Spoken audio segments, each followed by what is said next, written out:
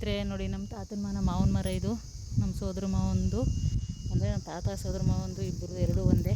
ನಮ್ಮ ತಾತ ನಮ್ಮ ಸೋದರ ಮಾವನು ಕೊಟ್ಟಿದ್ದಾರೆ. ನಮ್ಮ ತಾತನ ಮನೆ ಮಾವಿನ ಮರ ಇದು ನಮ್ಮ ತಾತ ಅವ್ರದ್ದು. ಅಂದರೆ ಬೇರೆಯವ್ರು ಕೊಟ್ಬಿಟ್ಟಿದ್ದಾರೆ ಸಾಬ್ರಿಗೆ. ಇದನ್ನ ಮುಸ್ಲಿಮ್ಸ್ ಅವ್ರಿಗೆ ಅವರೇ ಇದನ್ನ ಕಿತ್ತಿ ಹಣ್ಣು ಮಾಡಿ ಬೆಳೆಯೋದು ದೋಸೆ. ನೋಡಿ ಇದಕ್ಕೆ ಕಸಿ ಮಾವಿನಕಾಯಿ ಅಂದರೆ ಹೆಸರು. ಇನ್ನೂ ಹಣ್ಣಾಗಿಲ್ಲ, ಇನ್ನೂ ಬಲಿಬೇಕು ಇದು. ನೋಡಿ ಸ್ನೇಹಿತರೆ, ಇದಕ್ಕೆ ಕಸಿ ಮಾವಿನಕಾಯಿ ಅಂತಾರೆ ನಮ್ಮೂರಲ್ಲಿ. ಎಷ್ಟು ಚೆನ್ನಾಗಿದೆ ನೋಡಿ. ಇಷ್ಟೆಲ್ಲ ಇದು ಅಂದರೆ ಬೇರೆಯವ್ರು ಕೊಟ್ಬಿಟ್ಟಿದ್ದಾರೆ. ಇದನ್ನ ಅವರು ಹಣ್ಣು ಮಾಡ್ಕೊಂಡು ನಮ್ಮ ಮಾವರ್ಗೊಂದು ಸ್ವಲ್ಪ ಕೊಡ್ತಾರೆ, ಅದರಲ್ಲಿ ನಮಗೊಂದು ಸ್ವಲ್ಪ ಕೊಡ್ತಾರೆ ಅವರು. ಎಷ್ಟು ಚೆನ್ನಾಗಿ ಬಿಟ್ಟಿದೆ ಫಲ, ಇನ್ನೂ ಹಣ್ಣಾಗಿಲ್ಲ. ಇದಕ್ಕೆ ಏನಂತ ಹೆಸರು ಹೇಳ್ತಾರೆ ಗೊತ್ತಿಲ್ಲ ನಂಗೆ ಮಾವಿನ ಹಣ್ಣಿನ ಬಗ್ಗೆ. ನೋಡಿ ಇದು ಒಂಥರ ಮೂರನೇ ಮರ ಇದು.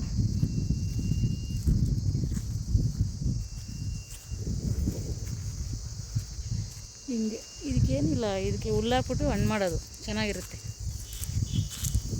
ಹುಲ್ಲಾಕ್ಬಿಟ್ಟು ಹಣ್ಣು ಮಾಡಿದ್ರೆ ಸಖತ್ತಾಗಿರುತ್ತೆ. ಇದಕ್ಕೆ ಪೌಡ್ರ್ ಹಾಕೋದು, ಕೆಮಿಕಲ್ ಹಾಕೋದು, ಹಂಗಾಗಿ ಕಾಯಲ್ಲೇ ಮಾಡ್ತಾರೆ.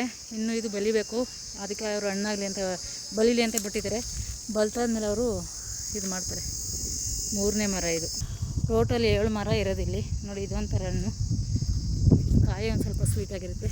ಜಾಸ್ತಿ ಫಸಲು ಬಿಟ್ಟಿದೆ ಪ್ರತಿ ವರ್ಷ. ಹಿಂಗೆ ಬೇರೆ ಕಡೆ ಬಿಡುತ್ತೋ ಏನೋ ಗೊತ್ತಿಲ್ಲ. ನಮ್ಮ ತಾತನ ಮನೆಯಲ್ಲಂತೂ ಚೆನ್ನಾಗಿ ಬಿಡುತ್ತೆ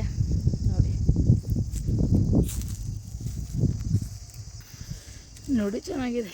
ಇದೊಂದು 7 ಮರ ಇದೆ ಇಲ್ಲಿ ಟೋಟಲಿಗೆ. 12 ಮರ ತೋರಿಸ್ತೀನಿ ನೋಡಿ.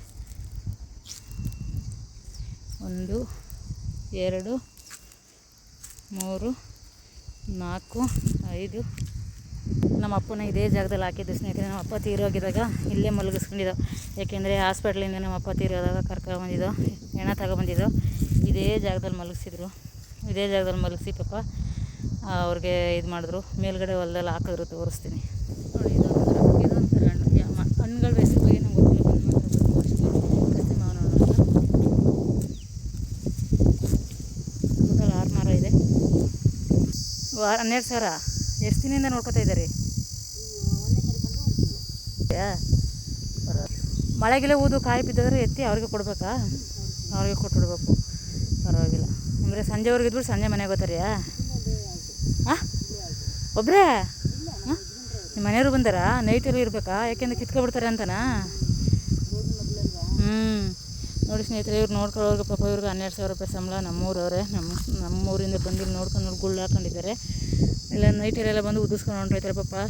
ಕೊಟ್ಟಿರೋ ದುಡ್ಡು ಸಿಗೋಲ್ಲ ಅವ್ರಿಗೆ ಪಾಪ. ಮುಸ್ಲಿಮ್ಸು ತಗೊಂಡಿರೋದು ಈ ಮರನ. ಜೈಪುರವ್ರು ತಾನೇ ತಗೊಂಡಿರೋದಿದೆ. ಹಾಂ, ಅದೇ ಮೊದಲು ಅವ್ರು ತಗೊಂಡಿದ್ರು ಮೊದಲು. ಈಗ ಅವ್ರದ್ದು ಇದು ತಾತನ ಮನೆ ಇದು ಮಾವಿನ ಮರ ಕಾಯಿ ಕಟ್ಟಿದ್ದಾರೆ, ಬೇರೆಯವ್ರು ಕೊಟ್ಟಿದ್ದಾರೆ ನೋಡಿ. ಇದು ಹಳೆ ಕಾಲದ ಮರ ನೋಡಿ, ಎಲ್ಲ ಬಿದ್ದೋಗೋ ಥರ ಇದೆ. ಎಷ್ಟು ದೊಡ್ಡ ಮರ ಅಂದರೆ ಇದು. ನಾವು ಚಿಕ್ಕದ್ರಲ್ಲಿ ಇಲ್ಲೊಂದು ಕೊಂಬೆ ಇದೆ ನೋಡಿ ಸ್ನೇಹಿತರೆ. ಈ ಕೊಂಬೆ ಇಟ್ಕೊಂಡು ಉಯ್ಯಾಲೆ ಆಡ್ತಿದ್ರು ಈ ಥರ. ಇದು ಇಟ್ಕೊಂಡು ಉಯ್ಯಾಲೆ ಆಡ್ತಿದ್ದೆ ಆಗ ಚಿಕ್ಕದ್ರಲ್ಲಿ. ಇವಾಗ ಎಲ್ಲಿದೆ? ಹಿಂಗೆ ಇಟ್ಕೊಂಡು ಉಯ್ಯಾಲೆ ಆಡಿದ್ರೆ ಚೆನ್ನಾಗಿರ್ತೈತಿ. ಹಳೆ ಕಾಲದ ಮರ ಇದು. ವಯಸ್ಸಾಗಿದೆ ಇದಕ್ಕೆ, ಆದರೂ ಎಷ್ಟು ಕಾಯಿ ಬಿಡುತ್ತೆ ನೋಡಿ. ಎಲ್ಲ ಬಾಗ್ಬಿಟ್ಟಿದೆ ಕೆಳಗಡೆ.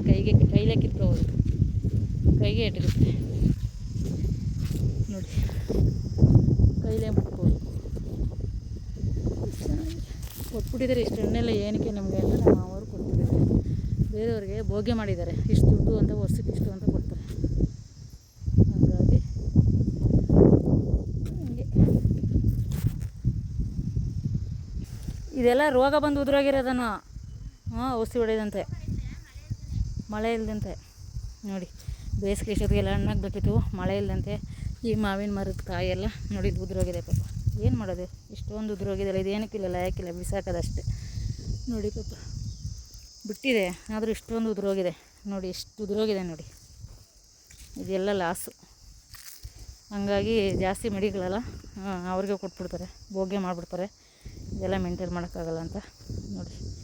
ಎಷ್ಟೊಂದು ಉದುರೋಗಿದೆ ನೋಡಿ, ಎಲ್ಲ ಉದುರೋಗಿದೆ. ಇಲ್ಲೇ ನಮ್ಮ ಅಪ್ಪನ ಸಾವು ಮಾಡಿದ್ದು. ಅಲ್ಲಿ ಹೆಣನ ಸತ್ತೋದ ತಕ್ಷಣ ಅಲ್ಲಿ ತೋರಿಸಿದ್ನೆಲ್ಲ ಮೊದಲು ಆ ಜಾಗದಲ್ಲಿ ಮಲಸಿದ. ನಮ್ಮ ಅಪ್ಪನ ಇಲ್ಲೇ ಸಾವು ಮಾಡಿದ್ದು. ಇಲ್ಲೇ ಮಾಮೂಲಿ ಉಣ್ತಾರಲ್ಲ, ಬೇಯಿಸೋದು ಅಂತೆಲ್ಲ ಆ ಥರ ಮಾಡಿದ್ದು ಇಲ್ಲೇ ನಮ್ಮ ಅಪ್ಪನ್ನ.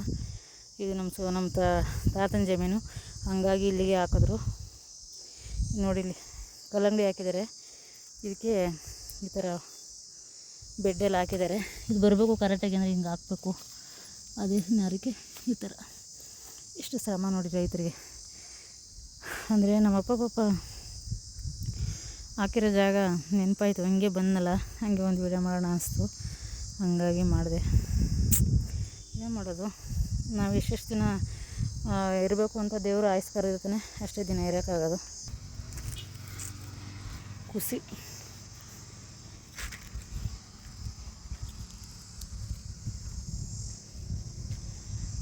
ನೋಡಿ.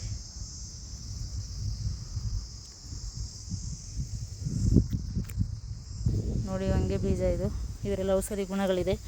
ಹೊಂಗೆ ಮರ ನೋಡಿ, ಇದನ್ನು ಒಳಗಡೆ ಬೀಜ ಬರುತ್ತೆ, ಆ ಬೀಜದಲ್ಲಿ ಸುಟ್ಬಿಟ್ಟು ಗಾಯ ಆದರೆ ಗಾಯಕ್ಕೆ ಹಾಕ್ತಾರೆ. ಇದು ಈ ಥರ ಕರ್ಗಾಗ್ಬಿಟ್ಟಿದೆ, ಇದರೊಳಗೊಂದು ಬೀಜ ಬರುತ್ತೆ, ಆ ಬೀಜ ತೆಗೆದ್ಬಿಟ್ಟು ಸುಟ್ಬಿಟ್ಟು ಇದನ್ನ ಗಾಯ ಎಲ್ಲ ಆಗುತ್ತಲ್ಲ ಹಾಕಿದ್ರೆ ಒಳ್ಳೆಯದಾಗುತ್ತೆ. ಬೇವಿನ ಎಣ್ಣೆ ಮತ್ತು ಹೊಂಗೆ ಎಣ್ಣೆ ಅಂತೆಲ್ಲ ಮಾಡ್ತಲ್ಲ ಅದು ಇದು. ನೋಡಿ ಗುಳ್ಳು ಪಾಪ, ಆದರೂ ಒಂದು ತಿಂಗಳಿಂದ ಇಲ್ಲೇ ವನವಾಸ ಮಾಡ್ಕೊಂಡು ಈ ಕಾಡಲ್ಲೇ ಇದ್ದಾರೆ ಪಾಪ ಅವರು. ನೋಡಿ ಎಷ್ಟು ಚೆನ್ನಾಗಿ ಇದನ್ನೇ ಚಿಕ್ಕದಾಗಿದ್ರೂ ಚೊಕ್ಕವಾಗಿ ಎಷ್ಟು ಚೆನ್ನಾಗಿ ಮಾಡಿಕೊಂಡಿದ್ದಾರೆ ನೋಡಿ. ಈ ಊರಲ್ಲಿರೋದಕ್ಕಿಂತ ನಾಡಲ್ಲೇ ಮೇಲು ಅಂತ ಈ ಕಾಡೇ ಸರಿ. ಅಯ್ಯೋ ಅಲ್ಲಪ್ಪ, ಇದೇ ಸ್ವತಂತ್ರ ನೋಡಿ. ಯಾವ ಇದು ಅಡ್ಡಿ ಆತಕ್ಕಾಗಲಿಲ್ಲ, ಜನ ಅಸೂಯೆ ಪಡೋರಿರಲ್ಲ, ಏನಿರಲ್ಲ, ಆರಾಮು. ಆರಾಮಾಗಿರ್ಬೋದು. ಏನು ಮಗಳ ಜೊತೆ ಹಂಗೆ ಆಡ್ಕೊಂಡು ಹಂಗೆ ಇದು ಮಾಡ್ಕೊಂಡು ಇರೋದಕ್ಕಿಂತ ಇದರಲ್ಲಿ ಬೇಕೇ ಬೇಕು ಕಾಡು, ಇಲ್ಲಾಂದರೆ ಬದುಕೋದೇ ಕಷ್ಟ. ಇಲ್ಲೇ ಸ್ನಾನ ಮಾಡ್ಕೊತೀರಾ?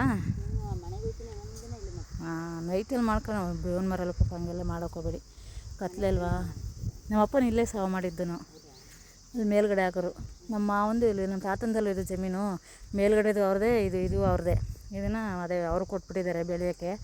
ಏನು ಕೆಳಗಡೆ ಮಾಡಿಲ್ಲ, ಅದು ಇನ್ನೊಬ್ರು ಕೊಟ್ಟಿದ್ದಾರೆ. ಪಂಪ್ ಸೆಟ್ ಹಾಕೊಂಡು ಅವರು ಅಲ್ಲಿ ಬೆಳೀತಿದ್ದಾರೆ ಮೇಲ್ಗಡೆ. ಇದು ಕಾಯೋಕ್ಕಾಗಲ್ಲ, ನೀವು ಕಾದ್ರೇ ಕಳ್ತನ ಮಾಡ್ಕೋತಾರೆ. ನೈಟಲ್ಲೆಲ್ಲ ಕಾಯ್ಕೊಂಡು ನಮಗೆಲ್ಲ ಸಪ್ಲೈ ಮಾಡೋಕ್ಕಾಗತ್ತೆ ಅವರು. ಹಂಗಾಗಿ ಇಷ್ಟು ಮರ ಎಲ್ಲ ಇಷ್ಟೆಲ್ಲ ಹಣ್ಣೆಲ್ಲ ತಿನ್ನೋಕ್ಕಾಗತ್ತಾ ಸಂಬಂಧಿಕರೆಲ್ಲ, ಹಂಗಾಗಿ ಎಷ್ಟು ಬರುತ್ತೆ ಅಷ್ಟು ಬರಲಿ ಅಂತ ಕೊಟ್ಬಿಟ್ಟಿದ್ದಾರೆ. ಇದು ಹಳೆ ಕಾಲದ ಮರ, ತುಂಬ ಇದು ಹಳೆ ಕಾಲದ ಮರ. ಹಂಗಾರೆ ನೀವು ಇದು ಮುಗಿದಾದ್ಮೇಲೆ ಪುನಃ ಮನೆಗೆ ಹೋಗ್ತೀರ? ಅದೇ ಇನ್ನೇನು ಒಂದೊಂದು 15 ದಿನ 20 ದಿನ ತಿಂಗಳು ಬಲಿಬೇಕಲ್ಲ. ಈಗ ಹಣ್ಣು ಮಾಡೋಕ್ಕಾಗಲ್ಲ. ಎಷ್ಟು ಚೆಂದ ಗೊತ್ತಿ ಹಣ್ಣು, ತುಂಬ ರುಚಿ ಹಣ್ಣು. ಹೌದಾ? ಏನಕ್ಕೆ ಊರು ಪರಿಸರ ಬೇಕು, ಈ ಥರ ಗಾಳಿ ವಾತಾವರಣ ಬೇಕು, ನೆರಳು ಬೇಕು, ಹಾಗಾಗಿ ಊರು ಪರಿಸರ ಕೇಳ್ತಾರೆ. ಈ ಥರ ಪರಿಸರ ಸಿಟಿಲಿ ಸಿಗೋಲ್ಲ, ಅದಕ್ಕೂ ಹಳ್ಳಿ ಸಿಗೋಲ್ಲ. ಹಂಗಾಗಿ ನೋಡಿ, ಗಾಳಿ ವಾತಾವರಣ ಮರ ಇದ್ರ ಕೆಳಗಡೆ ಕೂತ್ಕೊಬಿಟ್ರೆ ಎಷ್ಟು ತಣ್ಣಗಾಯ್ತದೆ ಅಂದರೆ ಹೇಳೋಕ್ಕಾಗಲ್ಲ, ಅಷ್ಟು ತಣ್ಣಗಾಯ್ತದೆ. ಅದು ಒಂದು ಖುಷಿ. ಈ ಕಡೆ ಬಂದು ಸುಮಾರು ದಿನ ಆಗಿತ್ತು, ನಾನು ಹುಟ್ಟಿ ಬೆಳೆದಂಥ ಸ್ಥಳ. ನಮ್ಮಪ್ಪನೂ ಇಲ್ಲೇ ಪಾಪ ಸಾವು ಮಾಡಿದ್ದು, ಹಂಗಾಗಿ ಎಲ್ಲ ನೆನಪು. ಸ್ನೇಹಿತರೆ, ನಾನು ವೀಡಿಯೋನ ತಪ್ಪಿದ್ರೆ ಕ್ಷಮೆಯಲ್ಲಿ ಲೈಕ್ ಮಾಡಿ, ಶೇರ್ ಮಾಡಿ, ಫಾಲೋ ಮಾಡಿ, ಸಪೋರ್ಟ್ ಮಾಡಿ. ನಂದು ಮಾತೃಶ್ರೀ ನಮ್ಮ ಯೂಟ್ಯೂಬ್ ಚಾನಲ್ ಸಪೋರ್ಟ್ ಮಾಡಿ ಸ್ನೇಹಿತರೆ. ನೋಡಿ ಸ್ನೇಹಿತರೆ, ನಾನು ಹುಟ್ಟಿ ಬೆಳೆದಂಥ ಊರು. ನಾನು ಈ ಜಾಗದಲ್ಲೆಲ್ಲ ಓಡಾಡಿದ್ದೀನಿ. ಇನ್ನು ಸ್ವಲ್ಪ ದೂರ, ಒಂದು ಅರ್ಧ ಕಿಲೋಮೀಟ್ರ್ ದೂರ ಹೋದರೆ ಅಲ್ಲಿಂದ ನೀರು ಬರ್ತಾ ಇದ್ದಿದ್ದು. ನಾವು ಇಷ್ಟೆಲ್ಲ ವನವಾಸ ಪಟ್ಟು ಬೆಳೆದಿದ್ದೀವಿ. ನೋಡಿ ನಮ್ಮೂರು ಪರಿಸರ ಹೇಗಿದೆ ಸ್ನೇಹಿತರೆ, ಹಿಂಗಿದೆ ನೋಡಿ. ಗಾಳಿ ವಾತಾವರಣ, ಈ ಮರದ ನೆರಳು ಕೂತ್ಕೊಬಿಟ್ರೆ ಇಲ್ಲಿ ಆರಾಮಾಗಿ ಎಷ್ಟು ಚೆನ್ನಾಗಿ ಗಾಳಿ ಬೀಸ್ತಾಯಿದೆ ನೋಡಿ. ಇದಕ್ಕೆ ಹಳ್ಳಿ ಬೇಕು ಅನ್ನೋದು ಸ್ನೇಹಿತರೆ. ತುಂಬ ಬಿಸಿಲು ಹಿಂಗೆ ಬಂದಿದೆ, ನಮ್ಮೂರು ಪರಿಸರ ಹೆಂಗಿದೆ ಅಂತ. ಇದೆಲ್ಲ ಬೇಕು, ಆಕ್ಸಿಜನ್ ಮನುಷ್ಯನಿಗೆ.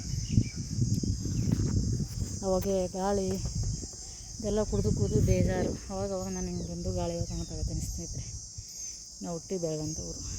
ನೆಕ್ಸ್ಟ್ ಮುಂದಕ್ಕೆ ಬರೋಣ, ಎಲ್ಲಿಂದ ನೀರು ಹೊರ್ತಿದೆ ಅಂತ ತೋರಿಸ್ತೀನಿ ಸ್ನೇಹಿತರೆ. ಬಾವಿ ತೊಳೋಲ್ಲ ಅಂತ ಹೆಸರು, ಇದಕ್ಕೆ ಬಾವಿ ಅಂತ. ನೋಡಿ ಇಲ್ಲೆಲ್ಲ ಹಳ್ಳ, ಮೊದಲು ಕಾವಲಿ, ಇಲ್ಲೆಲ್ಲ ನೀರು ಬತ್ತಿತ್ತು. ಮೊದಲೆಲ್ಲ ನಾವು ಚಿಕ್ಕದ್ರಲ್ಲಿ ಇಲ್ಲೇ ಬಟ್ಟೆ ಒಕ್ಕೊಂಡು ಇಲ್ಲೇ ಸ್ನಾನ ಮಾಡ್ಕೊಳ್ತಿದ್ದೋ.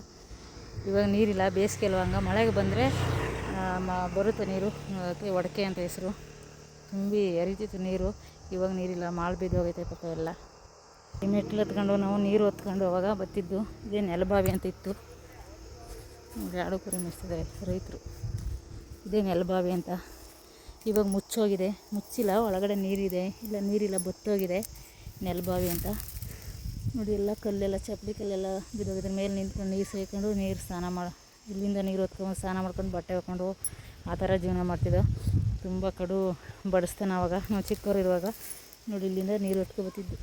ಇದು ಬಾವಿನ ಕ್ಲೋಸ್ ಮಾಡಿಬಿಟ್ಟಿದ್ದಾರೆ, ಈಗೆಲ್ಲ ಬಿಟ್ಟೋಗಿದೆ, ಮುರಿದೋಗಿದೆ. ಇವೆಲ್ಲ ಹಳ್ಳ, ನೀರೆಲ್ಲ ಬಂದಿಲ್ಲ ಈಗ ಬೇಸಿಗೆ.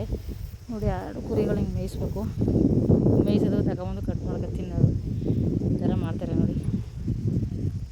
ಬಾವಿ ಮುಚ್ಚೋಗಿದೆ. ಈ ಬಾವಿಯಿಂದ ನಮ್ಮೂರಿಗೆ 2 ಕಿಲೋಮೀಟ್ರ್ ದೂರ ಆಯ್ತಿತ್ತು. 2 ಕಿಲೋಮೀಟ್ರ್ ದೂರ ಅಂದರೆ ಇಲ್ಲಿಂದ ತಲೆ ಮೇಲೆ ಒಂದು ಹೊತ್ಕೊಂಡು, ಕಂಕ್ಳಲ್ಲಿ ಒಂದು ಇಟ್ಕೊಂಡು ಎರಡು ಹೊತ್ಕೊಂಡು ಹೋಗ್ತಿತ್ತು. 2 ಬೆಂಗಿನ ಇಲ್ಲಿಂದ 2 ಕಿಲೋಮೀಟ್ರ್ ದೂರ ಓಡ್ತಾ ಇದ್ದಿದ್ದು. ನೀರಿನ ಪ್ರಭಾವಾಗ ಬಡಿಸ್ತಾನೆ. ಈಗ ನೀರು ಇಲ್ಲಾಂದರೆ ಅಲ್ಲಿ ನಿಂತಿತ್ತು ಅಲ್ಲಿ ತಿರುಗಿದ್ರೆ ಸಾಕು, ನೀರು ಏನು ಜಳ ಅಂತ ಬರುತ್ತೆ ಅಂತ ಕಾಲ ಯಾವಾಗಿದ್ದಿದ್ದು ಸ್ನೇಹಿತರೆ. ಈಗಿನ ಕಾಲ ಬೇರೆಯೇ, ಆಗಿನ ಕಾಲನೇ ಬೇರೆ. ಏನೂ ಮಾಡೋಕ್ಕಾಗಲ್ಲ, ಸಂದರ್ಭಗಳು ಏನು ನಾವು ತಂದಿರೋ ಫಲ ಅವೆಲ್ಲ.